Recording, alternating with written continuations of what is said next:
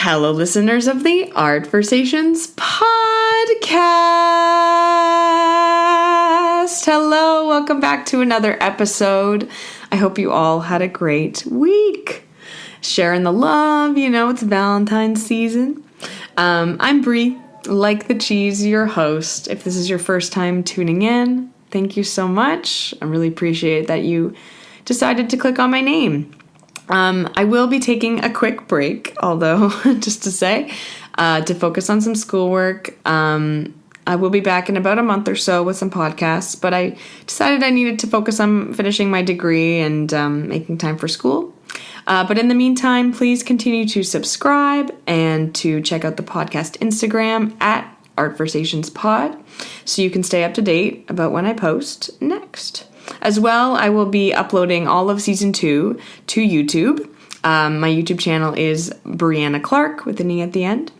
So you can binge watch all of Season 2. What better than to finish off this part of the season with Alysa Pires, the incredibly talented Alysa Pires. I was fortunate enough to work with her in the fall on a piece for Ryerson Dances. And she quickly became someone I really look up to and value her opinion. We talked about so much that's going on in her life as she is very busy. I'm very happy that she was able to make time for me. So please enjoy. And I remember thinking, it's going to be less for me. I'm going to work so hard. I'm going to, it won't be 5 years, it'll be 3. I'm going to just work my butt off.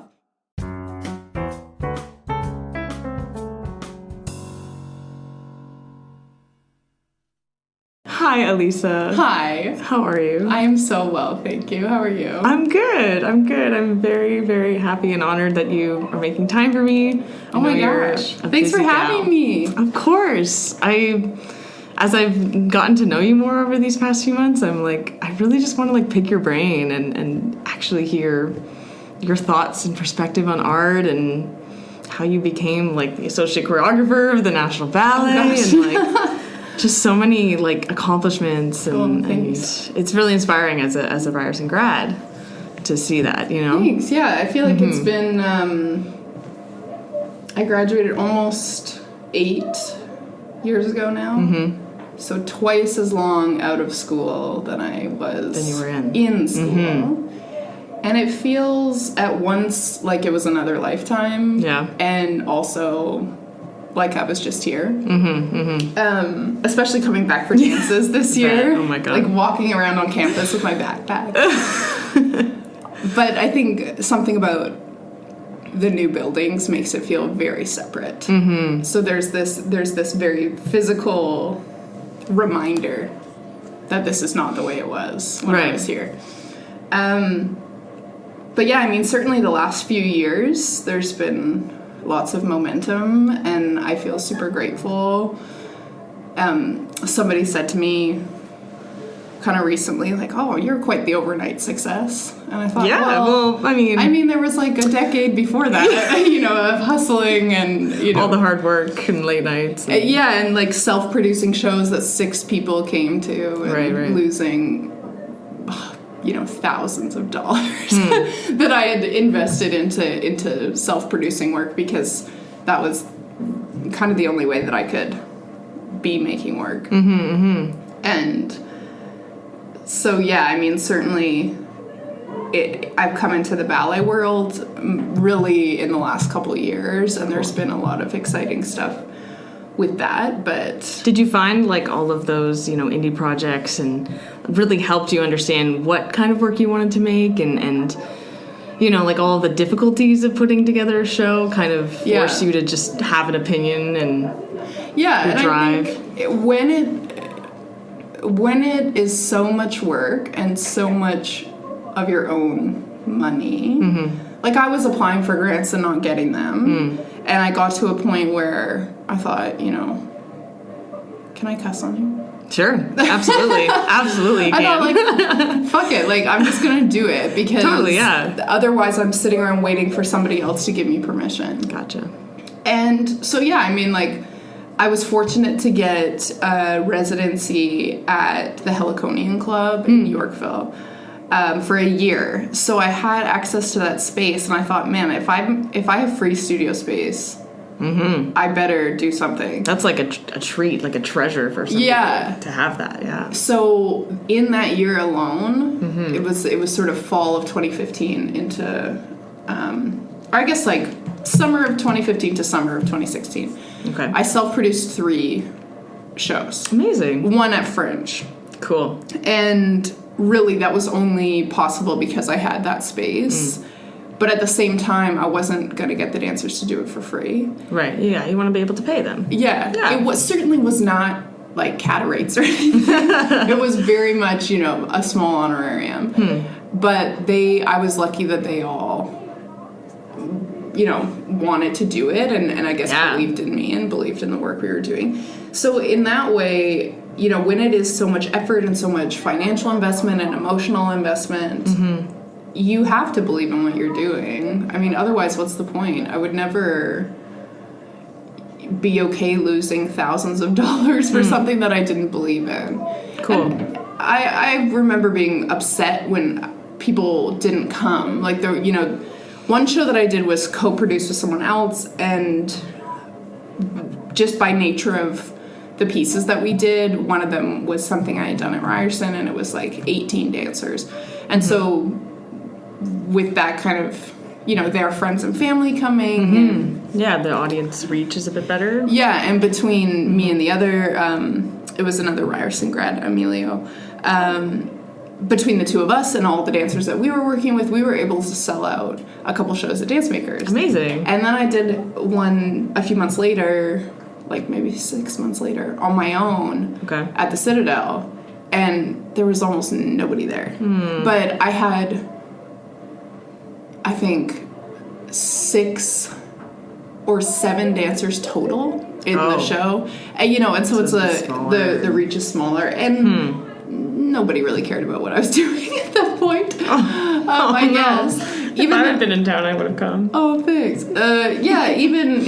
Even though the 3 pieces that were on that program, I think are some of my strongest things, and they've had lives outside of that. Okay. So even though I lost, a bunch of money on that project, the video that we took in rehearsal I made this duet for Tori Mahaffey and Sid McManus, who dances for Rubber Band now, and they're both great people, incredible artists and people, and I think they were totally born to dance together because they're so different but so similar. Yeah, I agree.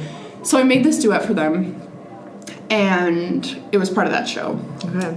We filmed it in the studio, so we got this really great, high quality, like lights on, you can see all the detail video. Nice. And I used that video to apply for everything.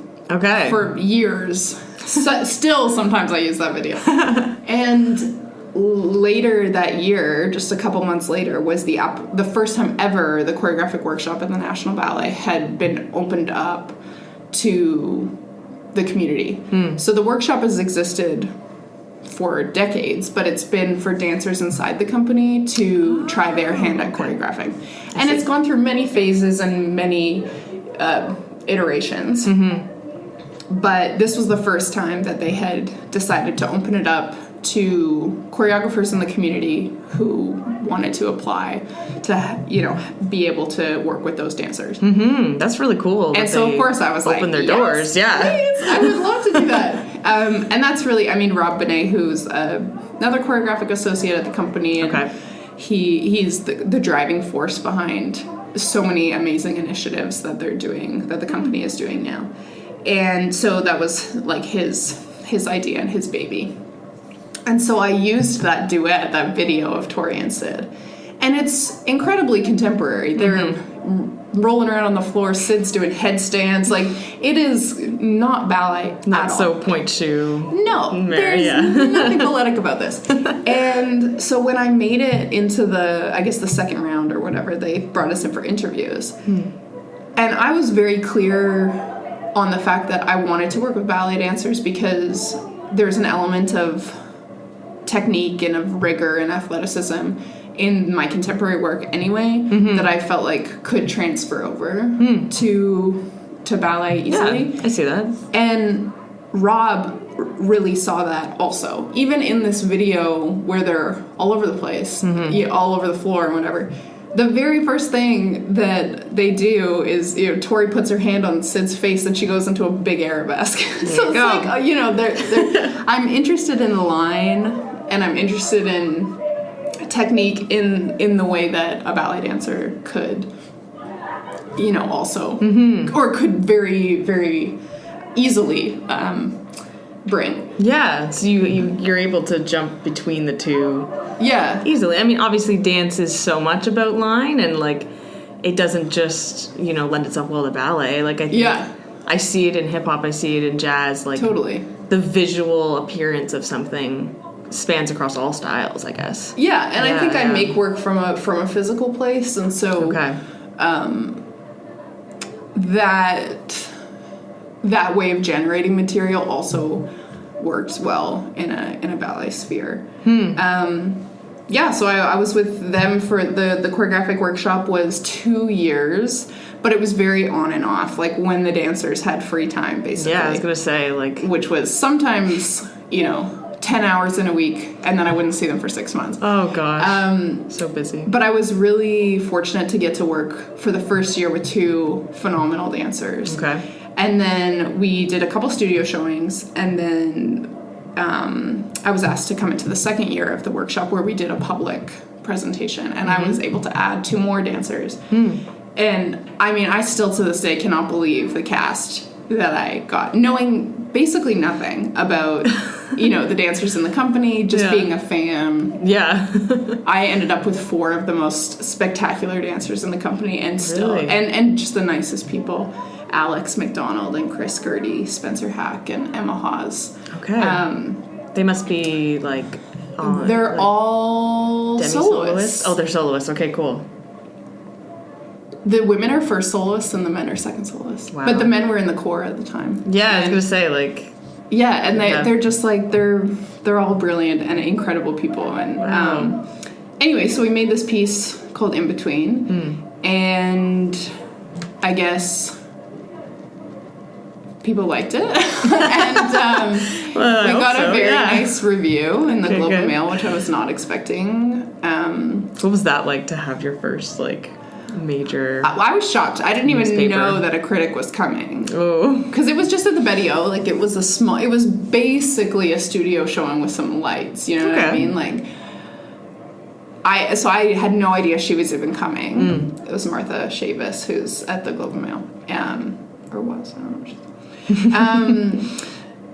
And she wrote just the most lovely stuff, and I thought, oh my gosh, that was certainly out of nowhere.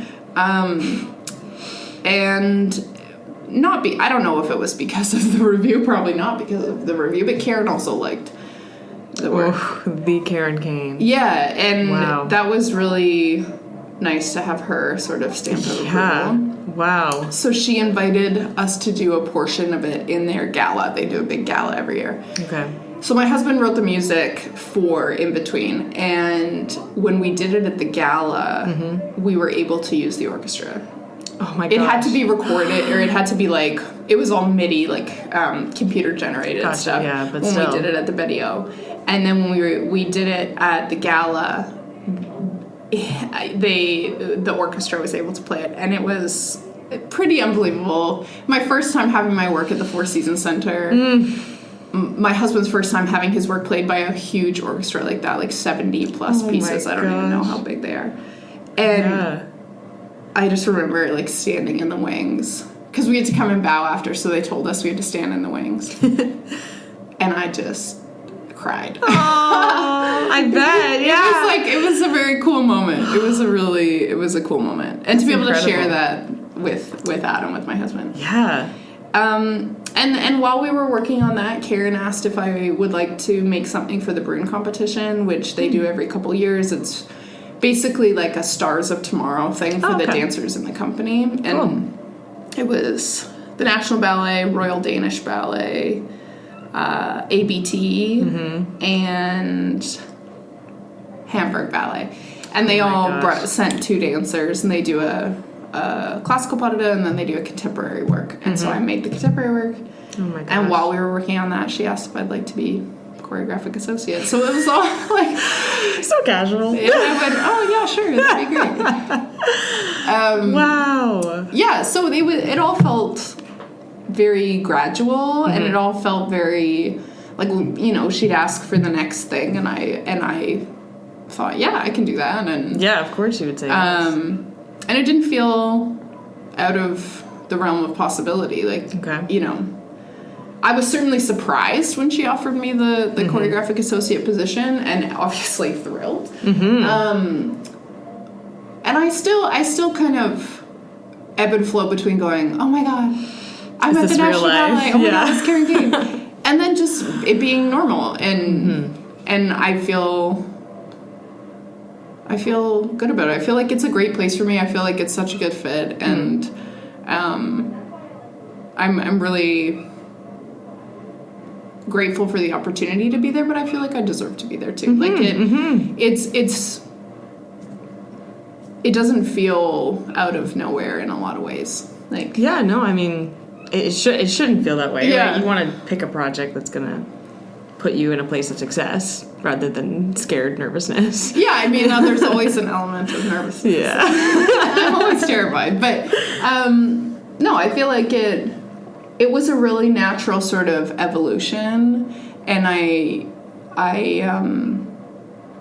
know that they're interested in developing choreographic voices as opposed to, you know, throwing somebody out there and just sink or swim, like really actually investing in their development, which is huge. It sounds like their doors are a lot more open too, like I've heard about you can book studio space when it's not being used, right? Yeah, so that's part of Creative Action, which is, again, Rob Bonet's, like, baby is this Creative Action program. And one of the prongs of that is the choreographic stuff, the choreographic workshop, micro commissions, these other projects that he's heading, and then the open space, which is basically residencies that you can apply for. The company, you know, they have this big, beautiful building with 5 studios. It's gorgeous. And they're not being used. Certainly, if you think about Nutcracker, the company's in the theater for over a month. Right. And those studios are sitting there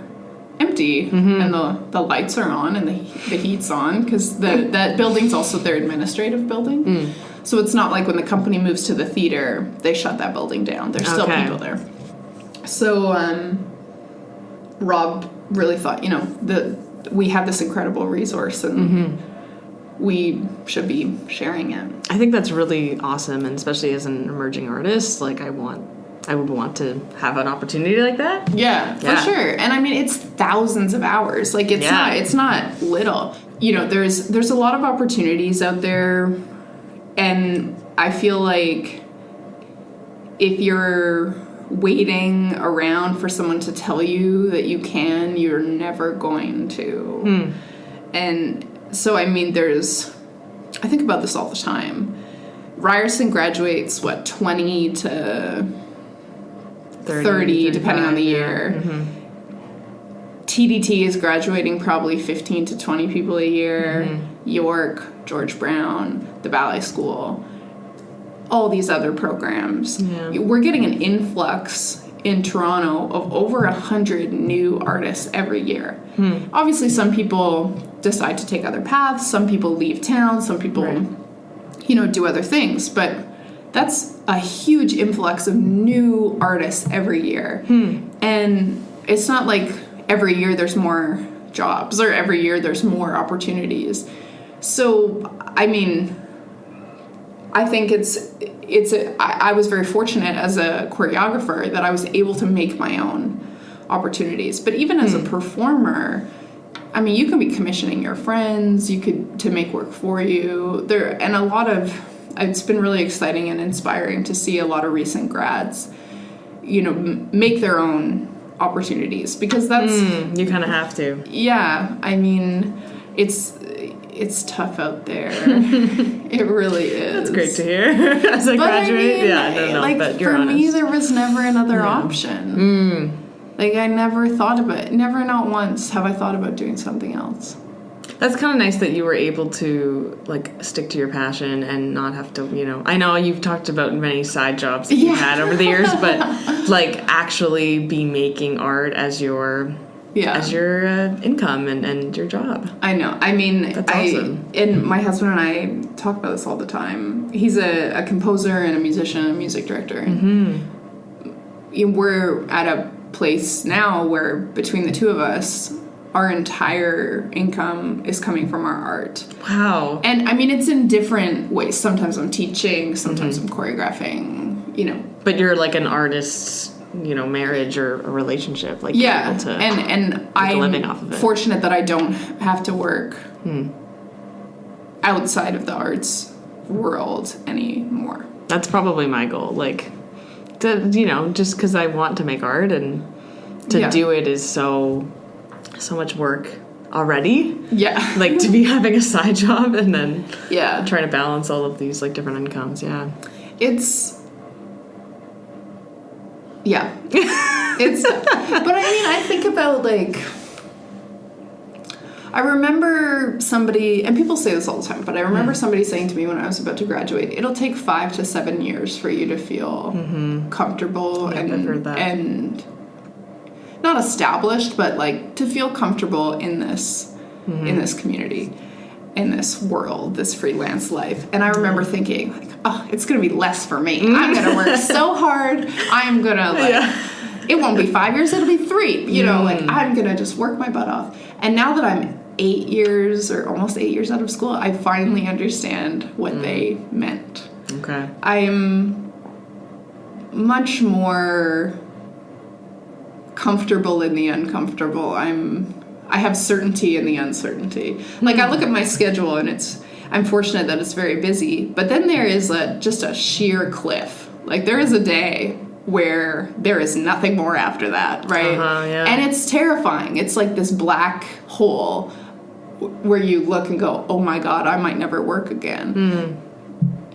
But then inevitably something comes up and that cliff moves further. Good. And I'm lucky now that the cliff is like 2 years from now or a year and a half from now, where it used to be a month from now or 2 months from now, you know. And so it's all the same stuff as when I graduated. It's all, you know, worrying about money. It's all worrying about my own mental health and making sure that I'm in a place where I'm able to make my best work, making sure I'm rested, making sure I'm not, you know, burnt out, which has been a big learning curve this last, like, year, basically, last 6 months. Tackling so many projects. And wanting to say yes to everything. Yeah, well, and of course you would want to, right? Like, and we're told to say yes to everything. Exactly, yeah. And there's a point where you have to say yes to everything, or you feel like you have to say yes to everything. And now it's where I'm having to say no, but I'm having to say no to stuff that I really want to do because of scheduling or whatever else. And it's hard to not feel like those opportunities are never going to come around again. Yeah. But you just have to have faith that they will. Like, I grew up doing musical theater. And a lot of my first choreographic jobs were doing musicals. And I love musical theater. My husband works in musical theater.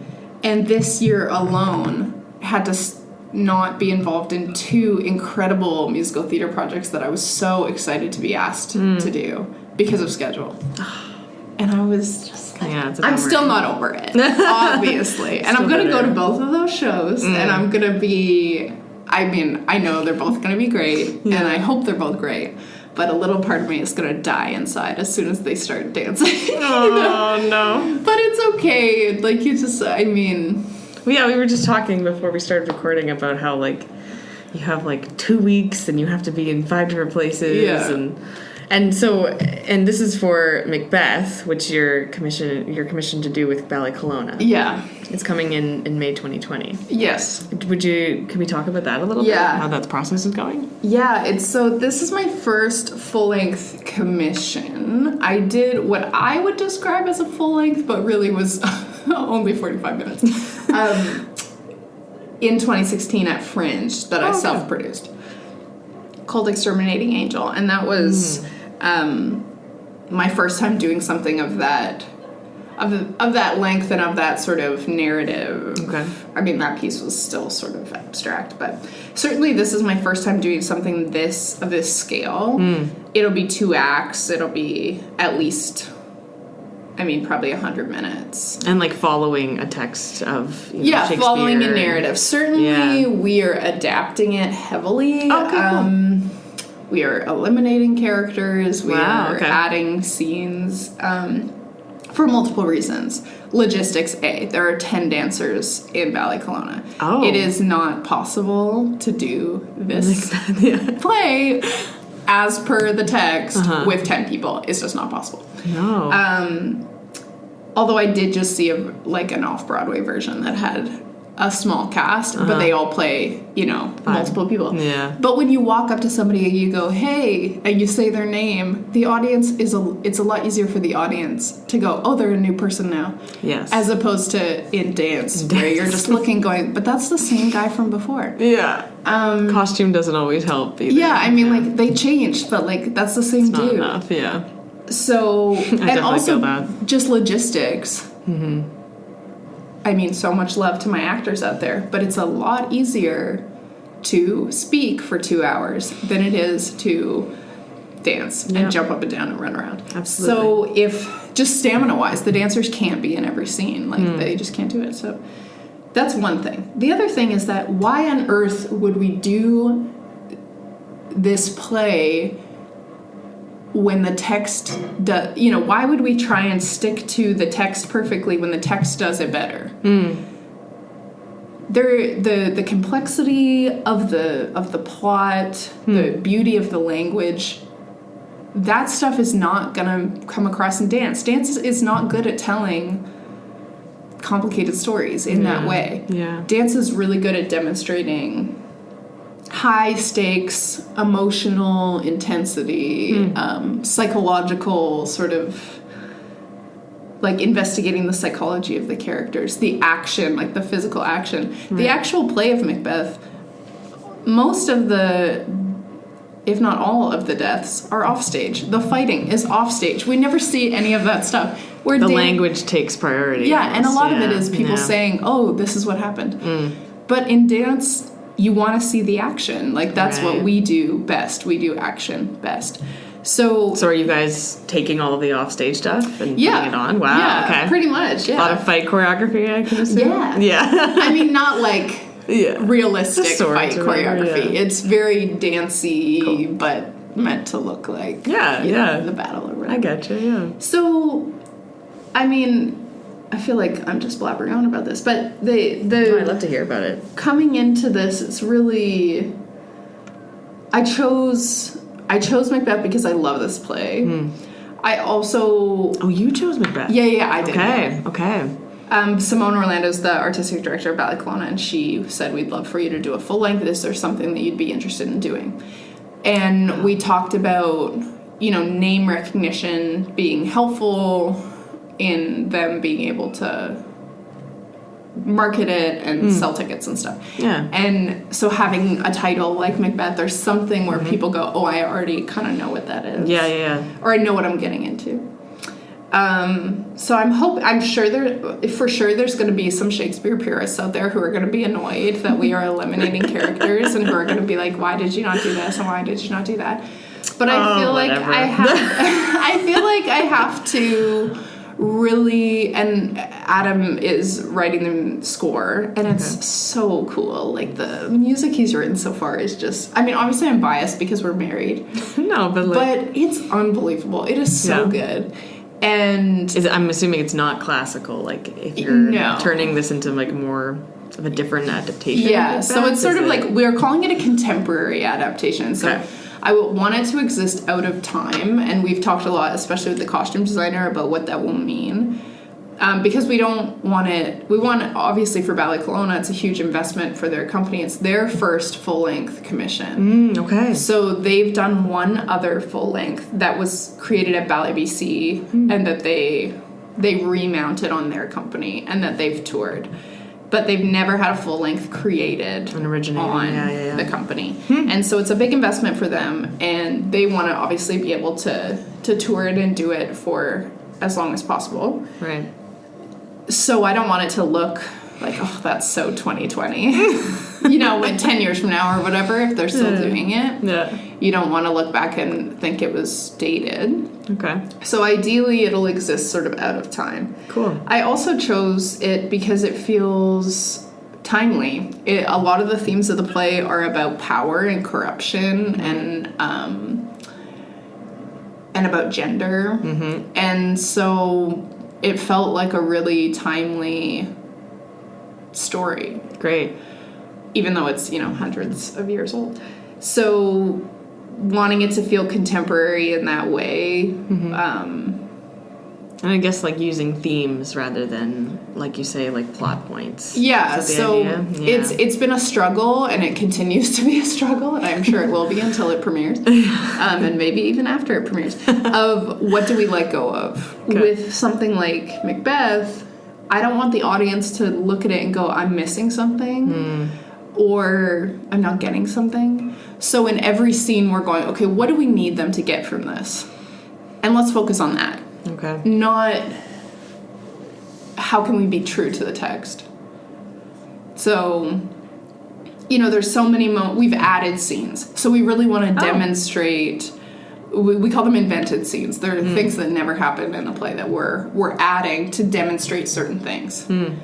So we're trying to demonstrate, Lady Macbeth being the brains of the operation. How can we show that isn't just her manipulating him to kill somebody, so how can we demonstrate that earlier? How can we, And do you work through these things and they don't work, or they do work, and you just, like, do you find yourself, like, trial and error a lot? 100%. There's scenes, so I was able to go to Kelowna for 3 weeks in December, and we were able to try a lot of things out. Cool. And a lot of the stuff we did, I think, went well. Okay. And then there's certain things where I'm going, okay, we gotta ditch that whole thing. Gotcha. Yeah. But that's part of it. Mm-hmm. And I think that's I really like working spontaneously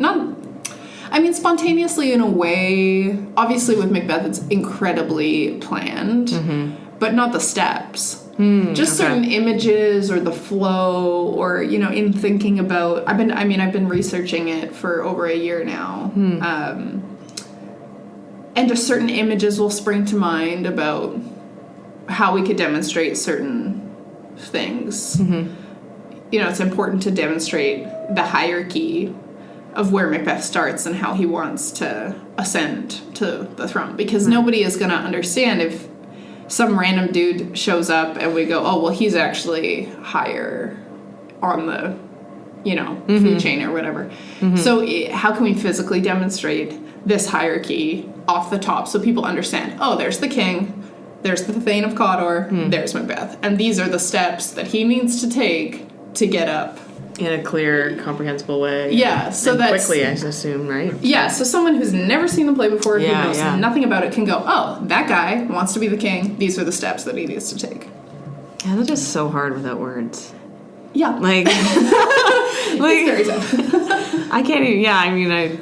I also love acting and musical theater, and I do find that when I am at an acting show, I can understand a little bit more of, like, what's going on in a literal sense, and you connect to the characters in a very literal way, rather than a dance show where even as a performer, sometimes I just feel like an alien. Like, I don't really I don't feel human. I kind of just feel like this being on stage doing these moves, and hopefully there's some emotion or something attached to it. Yeah.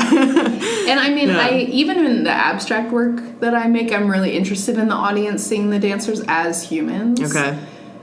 And if they have a different interpretation than that, that's totally fine. But I think it's a lot easier for an audience to see their own life and see their own trials and tribulations up there if they are looking at another human. Right. And I think we all understand, we all have bodies and we all move through the world with those bodies, and so we understand the feeling of getting bad news and you're, feeling like you got kicked in the gut, or getting good news and feeling like you're going to jump out of your skin. And those are just physical physical sensations that we hopefully all understand. Yeah. That's why I harp so much on hands and the hands being alive, because we communicate with our hands all the time. Yes. If I'm, not wanting you to touch me and I'm like, whoa, stay away from me, my hands are not sleepy, they're alive. Right. Or if I'm pointing or I'm telling you which way to go. I heard that reaching it's like for something. People as an audience member, they watch the face and the hands mostly. That's what I've heard. That's how, like, if you've ever been to a country where you don't speak the language and you're trying to get somewhere or you're trying to figure something out, we can communicate with other people without language, more easily when we're using our bodies and our faces. Mm-hmm. And so if our job as performers, our job as dancers is to communicate physically to our audience, why would we eliminate this tool that we already have? Yeah. And so for me, that's why I'm so picky about hands being alive and the way that they're used. Even if it's not in a literal gesture, because I think that... And it completes the line, right? Yeah, totally. Saying. So it's like an architectural thing, but it's also an emotional thing. Cool. Yeah. Mm-hmm. Okay, so, you'll go back into rehearsals with Ballet Kelowna, and hopefully things will go well. And we'll see.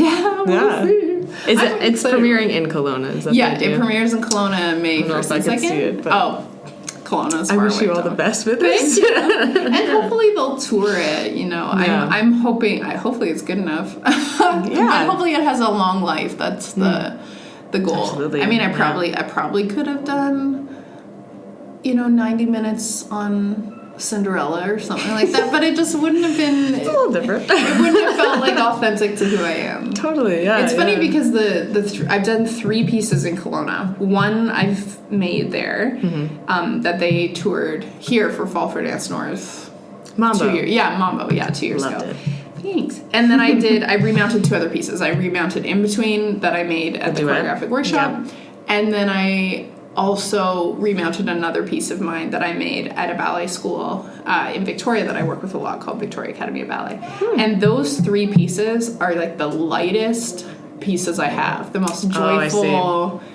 Certainly Mambo is very goofy and silly. Spring is incredibly joyous, and In Between is quite light as well. And so when they announced at the last show, the last season, they announced that I was coming to do Macbeth, so many people came up to me after and was like, but you don't make dark work. And I'm going, no, actually, I do. I make a lot of really dark work. But you just have seen the 3 on the scale of dark to light. You've seen number 1, 2, and 3 on the light side. Gotcha, so it's just funny that they haven't seen any of that stuff of mine, because it's in there. It just hasn't been put out. They just haven't seen it yet, so we'll see. Dark Alysa Pires. Yeah. Love it. Can I ask you about ice skating? Yeah. Because we're both big fans about it. I love figure skating. And I was wondering if you ever wanted to choreograph an ice skating routine, or if you have, or like... I never have. This is more for me, like, I'm a fan of you. But I never have. Yeah. I would love to. I feel like it would be a huge learning curve of what is possible and what is not possible. Right. Momentum. Big thing on skates. Can't really change direction quickly in the same way. So it would be a big learning curve. Yeah. But I love figure skating. I also love gymnastics. I think they're the 2 sports that are sort of the closest to what we do. Yeah. But I think there's something about what I love so much about skating, especially ice dance, is that it can be so cinematic in a way, because you can float and you can do all these sort of otherworldly things that are not possible on solid ground. Totally, yeah. And the speed that they move and like the sort of the grand scale of what they do, it's sort of like making work for ballet versus contemporary dance in a lot of ways. Beyond the technique, beyond any of the more practical stuff, the work that I make for ballet often is seen from a distance. It's performed on huge stages for big audiences that are very far away. Versus a lot of contemporary, other than, Ryerson, is Ryerson Dances is kind of a different boat because the cast is huge and the theater is big. Right. But usual contemporary is like very intimate. Yeah, very close. You see all the details, right. you know, and so it can be more quiet. And not get lost, hopefully.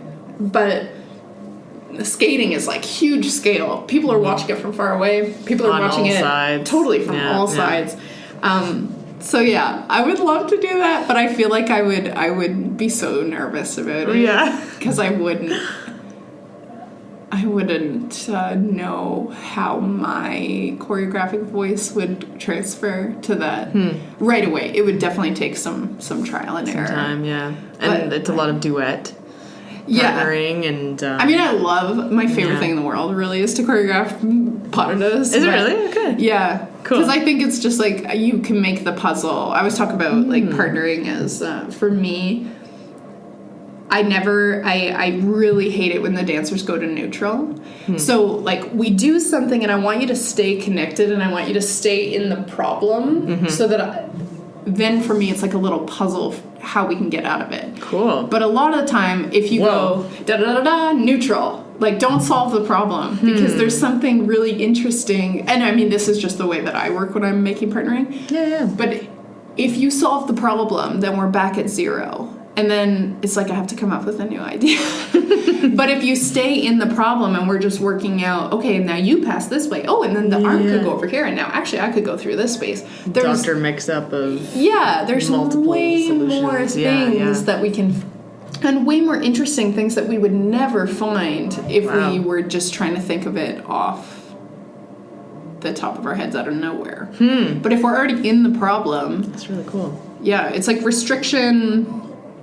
creates more, or for me, I feel like restriction is actually really liberating. I find total freedom to be stifling. Wow. Because it's like you can do anything. Yeah, okay. Oh my god. And yeah, like all the stuff we did with Ryerson Dances was like so much arm like placement and right. And that creates tension between the two people. Right. And then how do you keep that connected but then also move through the space and travel across the stage and even like tension in your own body too, like creating the puzzle in your own body. That's why I'm really interested. I call them arm drives. Yeah, like are these all the elbow stuff we did. I am really interested in tension and release and like so how you see the tension in your own body, how you create, you know, pushing up against, holding your foot and pushing against it, or holding onto your shoulder and trying to move your elbow through the space, you know, those sort of I realize all the things that I'm gesturing right now are not going to come across in the podcast. We love audio, but hopefully that makes sense. Yeah. I mean, it's kind of like counter technique, like where you always have to be with the person or else you're just going to fall kind of thing. Right. Yeah, I think that's something that I'm interested in is the tension. Yeah, I mean, we were talking about ice skating. Like, I imagine if you were to choreograph on two, you know, figure skaters as they are whizzing through the air across this humongous arena rink and but I wonder if, like, your work would lend itself well because it's so much upper body and, you say, line and opportunity for, like, differences in regular figure skating arm positions, like you know, it's very balletic that they do, and to have like a figure skater be doing this like intricate gesture, it's whizzing through. Yeah, it would be cool. Fun. It would be fun to try. But even like I'm thinking about your solo from Not With a Bang. I mean, a lot of that movement. Like I'm interested in sort of the tension and the release and the like these changes in quality. Yeah. And we talked a lot about like the sort of coloring it in. I feel like my job as the choreographer a lot of the time is to help like make the coloring book and then give you some ideas or some direction about what kind of colors, but then it's really like I'm interested in the dancers having the freedom to shade or to choose the exact type of red. If I'm like, I just want it to be red, you know, and you're like, well, it's a scarlet, It's a crimson. you know. Yeah. And then you can shade it in the way that you want, but ideally inside of this coloring book that I've sort of helped shape. And you gave me so much freedom with that solo, and I'll always be appreciative of that, because I do like to perform in a very improvised way every single time I do it, because it feels more real and it feels genuine. Yeah, for sure. I think with the lights that came down and off, like, at different times, like, every time I would go out there, I really felt like I was in, like, a minefield. And I just, like, if something, not in, like, a scary way, but, like, I had the power to, like, create so many explosions of movement and ideas, and obviously I was really grateful that you gave me, like, some text to work with as, you know, as an actor, and not the most complicated text of all time. It's one word. I kept wanting to, like, say other words. You're like, no, just wait. Yeah, it was so that was one of the first images that I had for that piece. You were saying, and that's sort of you know, like, thinking about process. So Vicky says, you know, I'd love you to make something for Ryerson Dances, and I'm going, yes, I would love to make something for Ryerson Dances. Even when I was dancing in Ryerson Dances, I wanted to make something to come back. And it's a great opportunity for a choreographer because there's a lot of time. Yes. So you can, I mean, I remember being in processes as a dancer where we halfway threw it all out and started over. Oh my gosh. And still had enough time. Yeah. You know? And that was a huge challenge for me, actually, was having that much time, not going over the hill into hating everything normally that happens after it's on stage. But also, you know, feeling like I was responsible for 23 people's experience for a major project of their university education. Yeah. And wanting to come in every day and not only make great work that everybody was excited to do, but that was physically challenging, that was emotionally challenging. Yeah. But also have the energy in the room be light and fun and have people feel like they were having a good experience. So that was a lot of pressure that I put on myself. But anyway, so a lot to direct. Yeah, it's a lot of, and feeling the pressure as an alumni, and this was my first time. I'd come back for other smaller things, but this was really my first. Oh yes, because you did on choreo a couple years ago. I did on choreo, and then I did a little workshop-y thing a few years ago where we, it was sort of the precursor to what became on choreo. Anyway, so, you know, Vicky said obviously it's going to be a big cast. We've got, especially this year, like 2 really big classes. And she said, you know, I would like it, obviously do whatever you want, but I would like it to be something that had kind of an emotional weight to it. Just to balance with the program, certainly with her work that's quite light, and then she knew the Cunningham was going to be there, and that's very physical. But challenging, I think, performatively in a totally different way. I won't say that it was easy to do, but it was, you know, it was less emotional than totally. So it's not like I was actually very lucky to have the two, because I would start with like a physical warm up of like Cunningham Modern, and then I could just like release into Not with a Bang, and it was like. Anyways, I was very happy. A big contrast. Too. So I'm thinking about, okay, what do I want to do? I always wanted to use this title again. And I felt like it was a great moment to make something that was about endings and make something that was about, you know, this feeling of endings. And so the first thoughts that I had for the piece were that there would be some sort of like protest because I was thinking about kind of political upheaval all over the world, and certainly while we were in the process, all Hong Kong, everything was happening over there. And so the protest, and I had an image of, you know, what are these feelings of endings? Not desperately not wanting it to end, like clinging on and not feeling ready. And that's really where the image for your solo came from, was not like this external force, the light in this case, saying, no, that's it, it's over. Yeah. And you feeling like, I'm not ready, no, stop, I didn't get to finish. And obviously through like our conversations, it sort of morphed into, it still has that feeling, but it's sort of morphed into something maybe a little more personal. But that absolutely. I had a lot of people say that solo was really moving for the, like, that really hit them. One of my best friends came and he said that solo in particular really hit him because he feels like it said something about who he is, of like not being heard or not being listened to or not being able to express yourself fully, or so that image came up quickly for me. And ideally, if I've done my job correctly, just the process of going through the piece is the emotion of the work. Like, I mean, I talked so much in rehearsal about the emotion not being the icing. We want to bake it into the batter. Right. It is intrinsic in the work. The physicality, the way that you execute the movement is the emotional performance. The way that you feel the tension, or the way that your knees buckle out from underneath you, or the way that you have to run in between places to make it to the next light and you don't make it. Like, that actual physical action is the emotion. It's not like... It's not forced. Run over there and make a sad face. Yeah. You know? And that's horrible. So I try for it to, obviously we're turning up the volume.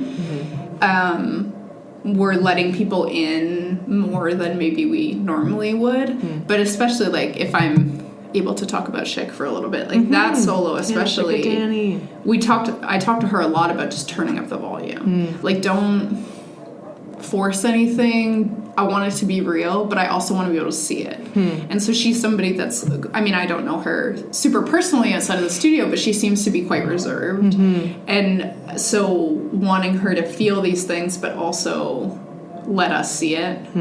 So I would talk to her a lot about, like, I need you to just open the door a little bit more. Like, so we can just look around the corner and see, you know, or just turn up the volume just a little bit. And she did it so beautifully. She's hitting her chest. Yeah. Falling, and it's like... And then Leonard Cohen is playing. Yeah, it's like pretty... I'm backstage, and I'm like, I have to go on, but I'm bawling right now.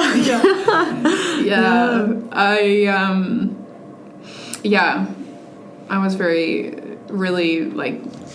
really pleased with. I think we were all so proud. Like, and to do it again at Dance Ontario this past weekend and, like, revisit and, revise, and we all had a sense that, like, this was our piece and we knew what we wanted to do with it. Yeah. And, I mean, I obviously appreciate that you were able to navigate this whole dances process in such a positive way, and, you know, I think it paid off. Yeah, I think when the people doing the work feel ownership over it, you can tell. Yeah. And I remember Dom saying something, our stage manager, when we were struggling with something in the process, and she said, well, we have to have that. That's our piece. And she said, that's our piece. And I remember my heart just sort of skipped a beat, because, like, she didn't say that's your piece, you know. And it is our piece. It's all of our pieces. It's Dom's, and it's the 23 dancers, and it's me, and it's Alessia, who did our costumes. And, absolutely. And it's... Simon, yeah. And Simon and Sam, who did the projection. Like, it's everybody's. And so that made me so happy for her to say that, because that's all I want, is for people to feel like we're doing this together. Part of me, when it ended, part of me thought, man, if I ever come back for Ryerson Dances, like, it's going to be hard to top this. But it's about the people that you're in the room with at the time. So even if I did another version of Not With a Bang, you know, 2, 3, 4 years from now, it wouldn't be the same, because it would be, I'd be different, the people in the room would be different, and you know, every process is different, and it's really hard to separate the work that you make from the act of making it.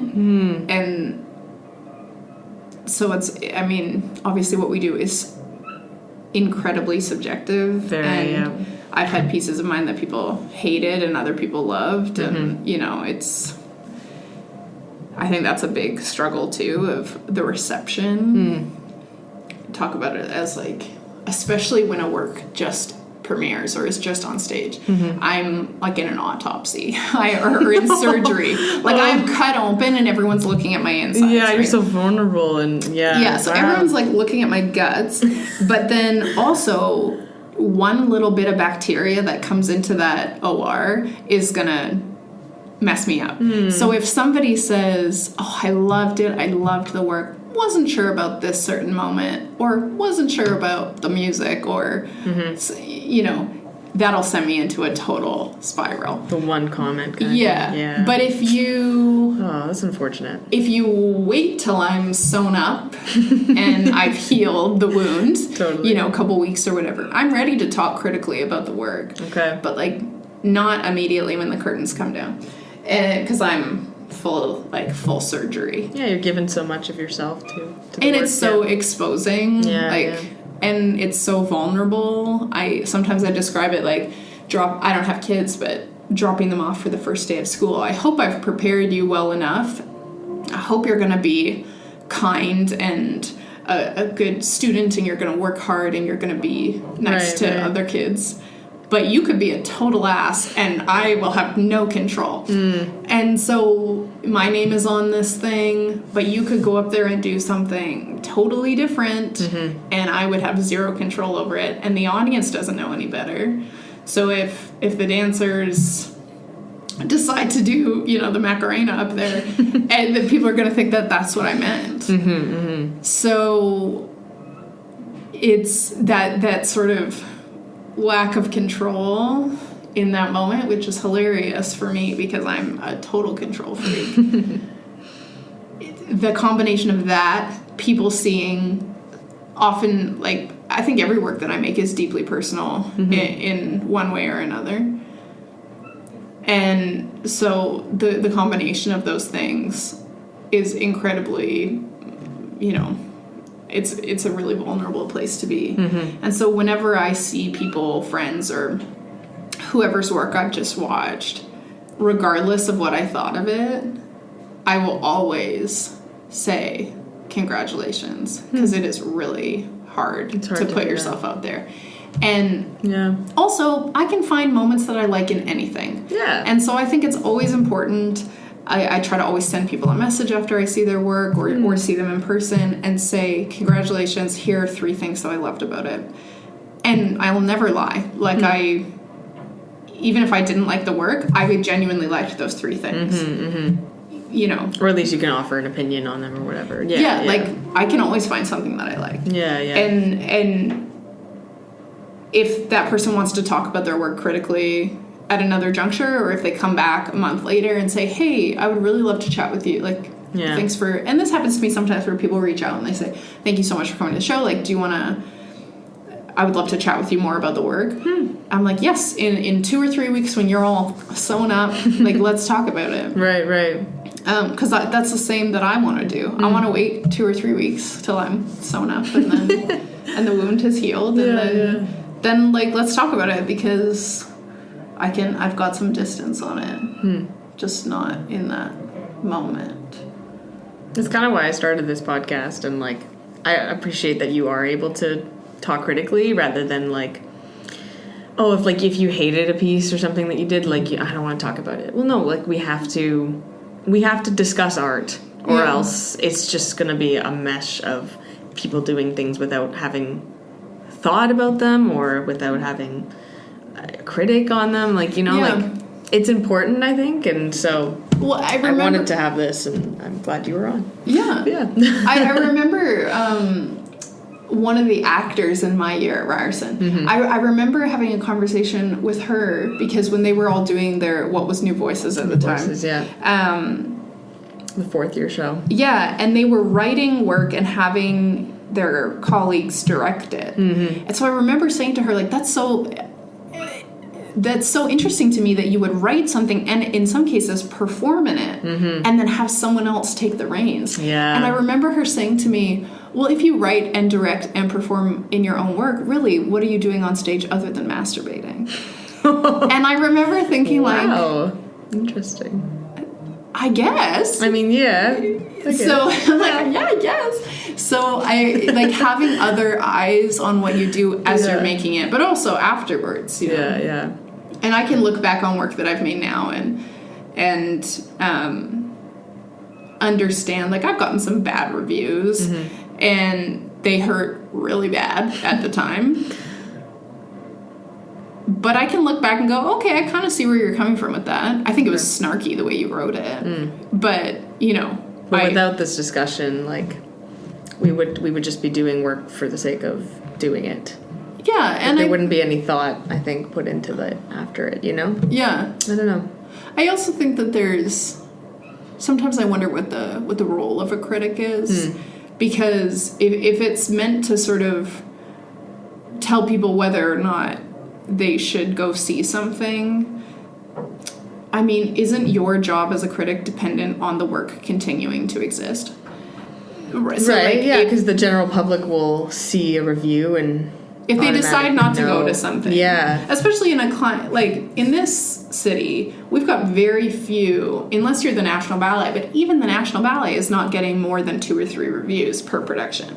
Right? And if you're getting reviewed in the contemporary community, that's 1 if you're lucky. Yeah, if you're lucky. And so if someone reads that review and it's not positive and they decide not to come to that show because of that, and already in the contemporary dance community, it's so difficult to get an audience and to have, you know, a financially viable show. Not lose money.